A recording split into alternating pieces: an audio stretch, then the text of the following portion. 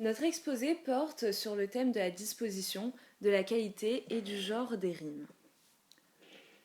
Nous allons tenter de résoudre par cet exposé la problématique suivante. En quoi les rimes sont-elles importantes? Tout d'abord, il est important de savoir ce qu'est une rime. La rime en poésie, c'est la répétition de sonorités identiques en fin de vers. Pour que deux vers riment, la dernière voyelle accentuée et tout ce qui suit doit se prononcer de la même manière. Nous allons maintenant parler de la qualité de la rime. On peut parler également de la richesse de la rime. Elle se mesure au nombre de sons répétés. Si deux mots ont un seul son en commun, on dit que la rime est pauvre. Par exemple, se trouva fort dépourvu quand la bise fut venue. Dans cet exemple, dépourvu rime avec venu et n'ont que le son U en commun. Si deux mots ont deux sons en commun, on dit que la rime est suffisante. Par exemple, la cigale ayant chanté tout l'été. Dans cet exemple, chanter rime avec été. Les deux mots ont deux sons communs, les sons te et e. Et si deux mots ont trois sons ou plus en commun, on dit que la rime est riche. Par exemple, la fourmi n'est pas prêteuse, c'est là son moindre défaut. Que faisiez-vous au temps chaud dit-elle à cette emprunteuse. Dans cet exemple, prêteuse rime avec emprunteuse.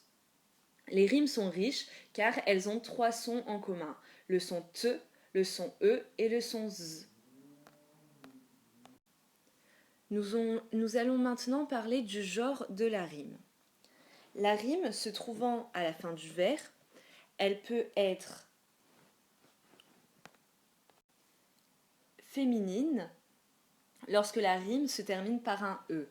Par exemple, affaiblie, mélancolie, et elle peut être aussi masculine lorsqu'elle se termine par d'autres sons comme chant ou couchant. Traditionnellement, les rimes féminines et masculines doivent alterner. Nous allons maintenant parler de la disposition des rimes. Les rimes plates ou suivies. Elles sont ainsi nommées quand les rimes masculines et féminines alternent 2 à 2. Le schéma est A à B. Par exemple, oui, je viens dans son temple adorer l'Éternel. Je viens selon l'usage antique et solennel, célébrer avec vous la fameuse journée où sur le mont Sinol la loi nous fut donnée. Ensuite, il existe aussi les rimes croisées ou alternées. Ce sont celles qui alternent une à une. Le schéma est AB-AB. Par exemple, comme je descendais des fleuves impassibles, je me sentis plus guidé par les haleurs. Des peaux rouges criards les avaient pris pour cible, les ayant cloués mus aux poteaux de couleur.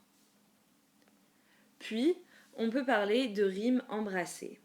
Ce sont celles où deux rimes d'une espèce sont enfermées dans deux autres rimes. On nomme rimes embrassantes les rimes qui entourent et rimes embrassées les rimes entourées. Le schéma est ABBA. Par exemple, heureux ceux qui sont morts pour la terre charnelle, mais pourvu que ce fût dans une juste guerre. Heureux ceux qui sont morts pour 4 coins de terre. Heureux ceux qui sont morts d'une mort solennelle. Et nous pouvons enfin parler des rimes mêlées. Leur succession est libre à condition de respecter la règle de l'alternance masculine-féminine. En conclusion, la rime, c'est l'homophonie, donc l'identité des sons, de la dernière voyelle accentuée du vers, ainsi que des phonèmes qui éventuellement la suivent. Elle est en elle-même une sorte particulière d'accent en tant qu'elle est constituée de sons remarqués ou remarquables. Elle est un accent phonétique.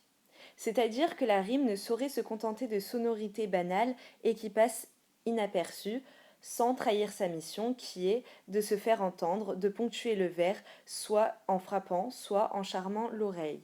Voici pourquoi les rimes sont importantes.